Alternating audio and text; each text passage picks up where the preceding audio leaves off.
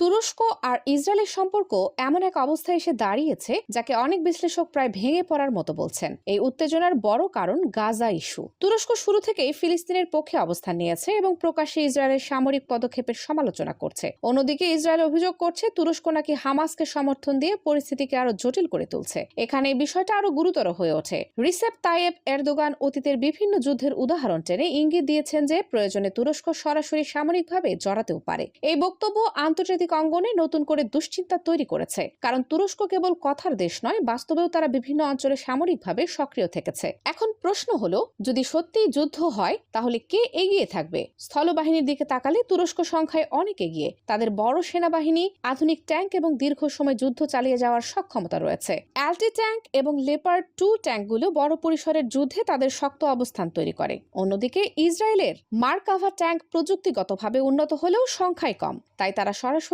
সংখ্যার লড়াইয়ে না গিয়ে কৌশল, দ্রুত আক্রমণ এবং গোয়েন্দা তথ্যের উপর নির্ভর করবে।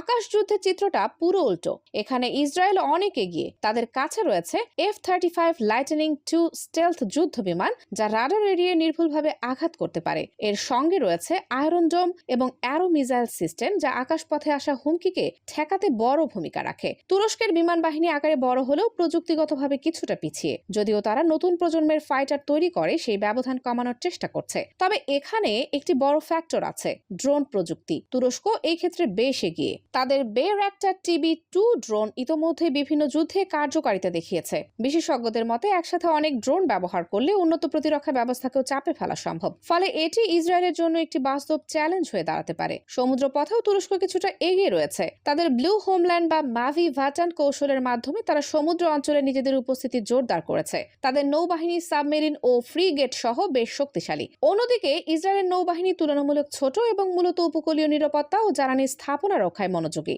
ফলে বড় ধরনের নৌ সংঘাতে তুরস্ক কিছুটা কৌশলগত সুবিধা পেতে পারে। তবে পুরো সমীকরণের সবচেয়ে গুরুত্বপূর্ণ দিক হলো ইসরায়েলের অঘোষিত পারমাণবিক সক্ষমতা এবং যুক্তরাষ্ট্রের সমর্থন। যদিও ইসরায়েল আনুষ্ঠানিকভাবে কিছু স্বীকার করে না, অনেক বিশ্লেষক মনে করেন তাদের কাছে পারমাণবিক অস্ত্র রয়েছে।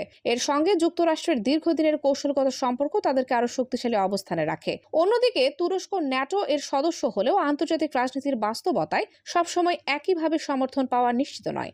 সব শেষে বড় প্রশ্ন হলো, এই সংঘাত কি শুধু দুই দেশের মধ্যেই সীমাবদ্ধ থাকবে?